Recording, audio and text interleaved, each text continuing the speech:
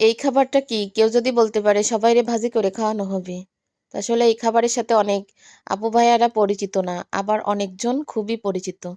কারণ পরিচিত যারা না তারা নিশ্চয়ই শহরের মানুষ অনেকেই এই খাবারগুলা কিন্তু চেনে না। তো আমরা গ্রামের মানুষ বেশিরভাগ এই খাবারগুলাই চিনি, বিশেষ করে আমাদের পুরো ফ্যামিলি। এটা হচ্ছে সেই পিঠা। হাঁসের গোশ, গরুর গোশ, মুরগির গোশ সবকিছু দিয়েই আমরা খাই। যেহেতু আমাদের পরিবারে আমরা মা ছেলে ৩ জন। ওর আব্বু তো বাইরে থাকে। ওর আব্বু এই পিঠা পছন্দ করে না। সে হচ্ছে মিষ্টি পিঠা পছন্দ করে।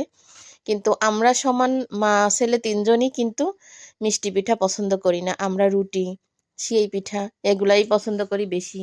বেশিরভাগ ভিডিওতে দেখছেন গোশ রান্না করলেই আমি সিএই পিঠা, রুটি এগুলা করি। আসলে কষ্টের কাজ অনেক, তারপরেও করি।